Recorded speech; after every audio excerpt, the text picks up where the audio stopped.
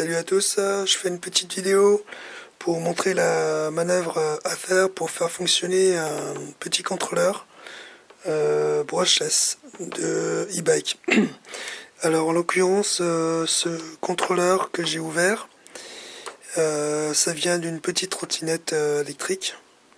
Donc on reconnaît à ces trois phases moteur, donc tout de suite ça vous fait penser à un moteur brushless.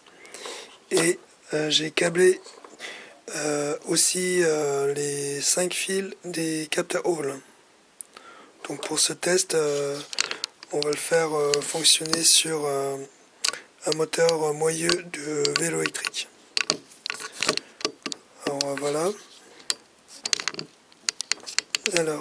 Alors du coup, pour reconnaître les fils des moteurs, ce sera toujours les trois couleurs là, hein, bleu, vert, jaune. Et sur les moteurs Brushed, c'est bleu et jaune. Alors, du coup, j'ai identifié la prise de la batterie. Donc avant, c'était une prise DIN comme ça que j'ai coupée.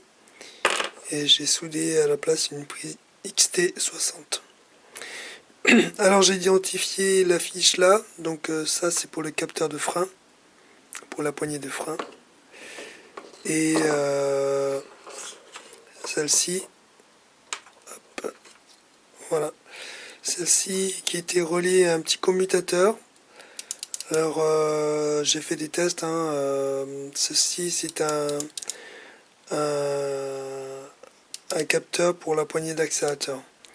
Étant donné qu'ils n'ont pas utilisé d'accélérateur à effet Hall, ils ont tout simplement pris le plus 5 volts et le signal.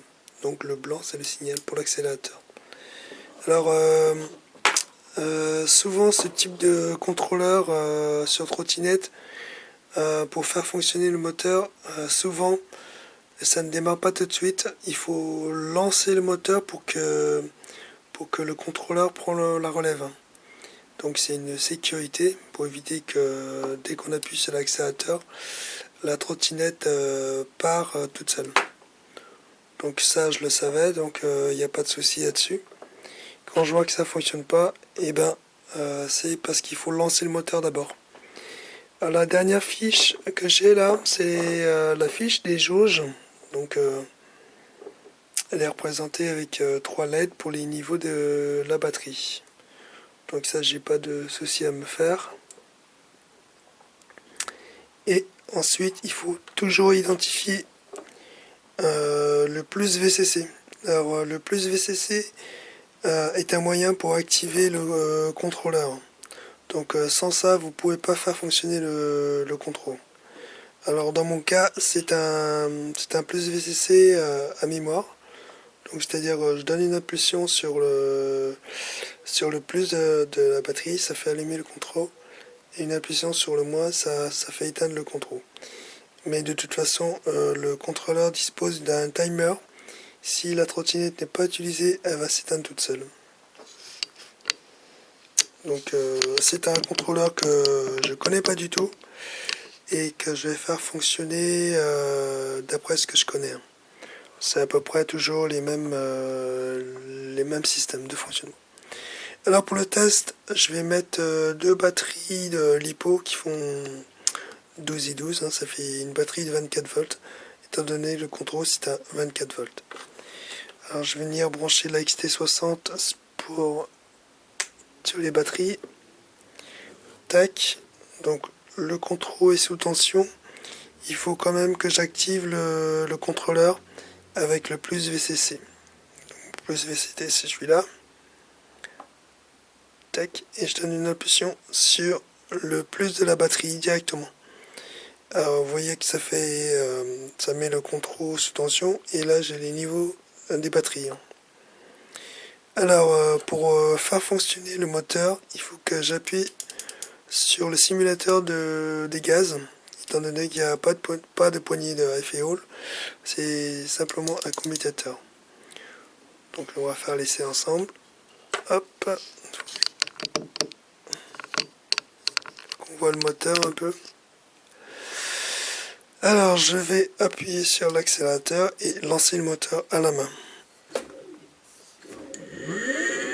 Et voilà, le moteur est parti. Et pour couper le moteur, il suffit juste de débrancher, d'arrêter d'appuyer sur le bouton.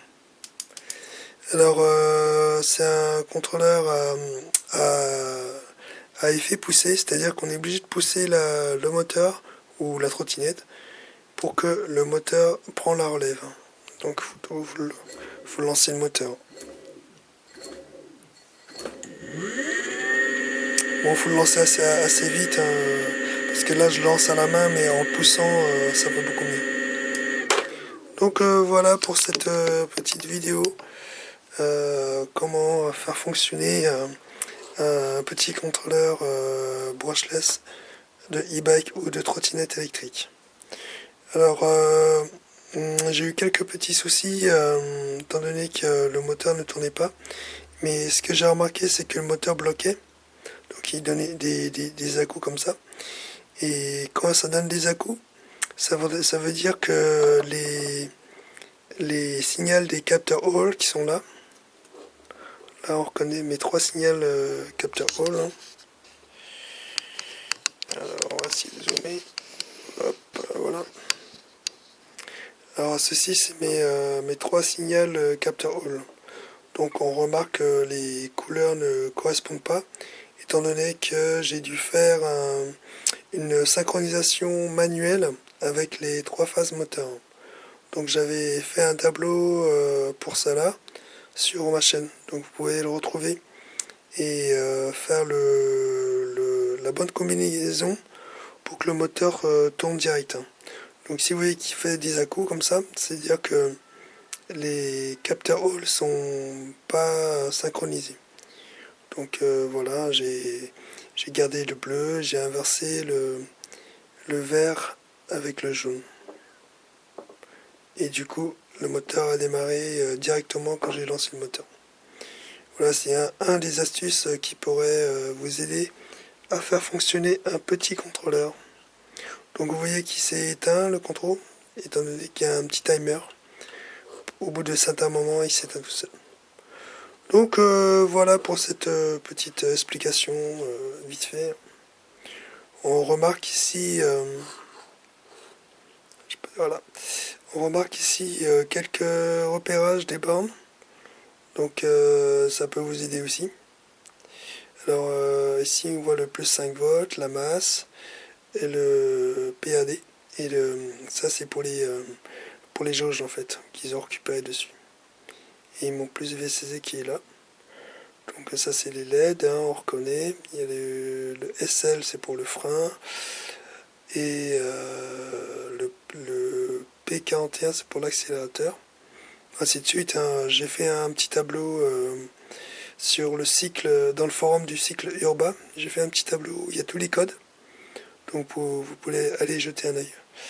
Alors ici on reconnaît les bornes des capteurs Hall. Hein. Donc là vous avez le plus 5 volts, la masse, le speed, mais moi je ne l'ai pas parce que c'est sans doute pour le compteur de vitesse. Alors on a un P45 que j'ai pas utilisé. Après on a le signal, alors signal C, signal B, signal A et la masse. Donc SC c'est-à-dire que c'est le signal C des capteurs Hall. Hein. SB c'est le signal capteur Hall B. Hein. Et SA c'est signal capteur Hall A, tout simplement. Voilà pour cette petite vidéo pour vos dépannages ou si vous récupérez des contrôles, c'est pas forcément qui sont pas forcément HS. Hein. Donc souvent ça vient des connecteurs mal clipsés ou un défaut externe. Et généralement les contrôles c'est robuste s'il n'y a pas eu de court-circuit. Voilà pour cette vidéo. Allez, à plus.